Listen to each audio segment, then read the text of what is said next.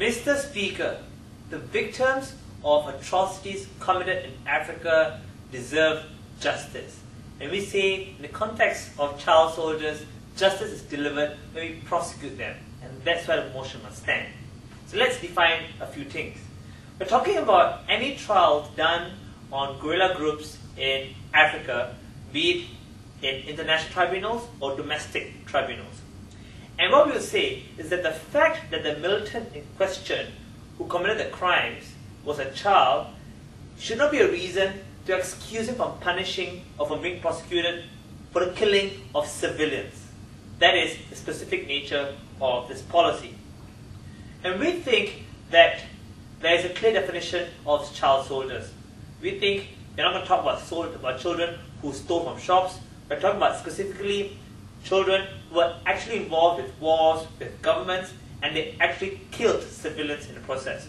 So we will point to you the example of child soldiers who worked for the Lord Resistance Army in Uganda. So they should be prosecuted.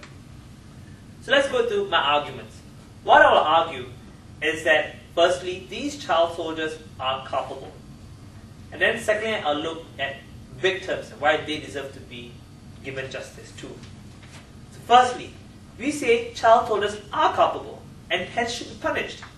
Let's know the context. These child soldiers usually are recruited at a young age, and they undergo, for example, very extreme desensitization to violence. So they may be forced to witness at a very young age their peers killing other civilians very regularly. They are also fed and clothed by the guerrilla groups. So after a while, they become brainwashed to want to fight for the cause of these guerrilla groups. So what is important about this is that they've been transformed from being an innocent child to a deadly killer. This is critical because then when they go to kill innocent civilians, they actually want to kill. There's a deliberate intention on their part in committing those acts. And this is important because there's also the element of knowledge in their crimes. They know that pulling the trigger will cause that 40-year-old farmer to have his head blown off. This is something that's very clear in the minds of the soldiers, and it's what they wish to execute and wish to have happen when they go out into the fields. And we say that they are also culpable because they actually derive pleasure from their crimes.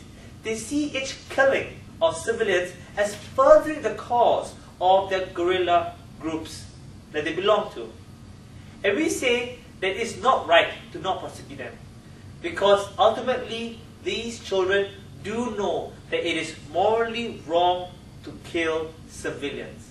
You only have to look to the fact that in virtually most countries, like the penal, where they've got statutes that discuss what should be done with children, like the penal code in Britain and in Singapore, it's only kids below 7 years who are excused from prosecution. These children are more than 7 years old. Hence, it is presumed even under the law in most countries that they are morally aware, or they are aware of the moral implications of their acts.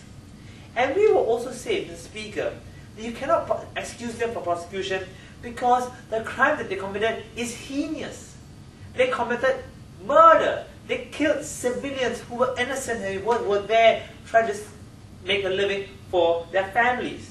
So we say there's one further reason why we cannot let them go. But you can't just look at the fact that they committed murder. You must look at the physical nature of their acts. In many cases, these children don't just use guns and shoot at civilians from a distance. They shoot them up close. Sometimes they even use machetes to kill the farmers and to kill innocent people out there in the cities. So it's very clear then, Speaker, that these juveniles and these children are not like your ordinary kids who are living elsewhere in urbanized areas where they get exposed to normal ways of life. These are kids who are actual killers and who are thinking like adults and who are acting like adults in almost every single way. And hence you cannot excuse them from prosecution. And this is important because we do try juveniles as adults in many countries where the crimes are heinous. For example, in Britain, there were kids who were 14 and who killed young children and were tried as adults and were sent to life imprisonment. And they were sent to jail and not just sent to a juvenile home. In many places, we do remove the veil of youth from, or rather, we remove the veil of innocence from juveniles in the crime that they committed is very heinous. And we say, in the case of these children, of these child soldiers, they have committed heinous acts, and it is fair and right then that we prosecute them and make sure that they are found guilty. But then let's look at the victims. So we say, justice is not just about punishing children or child soldiers, it's also about acknowledging what happened to the victim. And we say any just justice system can only be truly just if they prosecute people who committed harm so as to bring an acknowledgement to the harms inflicted on the victims. We say in many of these cities, entire lives were ravaged by these child soldiers. Whole families were wiped out as a result of these child soldiers coming in with their AK-47s that were given to them by the Lord Resistance Army and other guerrilla groups. We say then it is not right to these victims to not bring justice to them by ensuring that their perpetrators are put behind bars.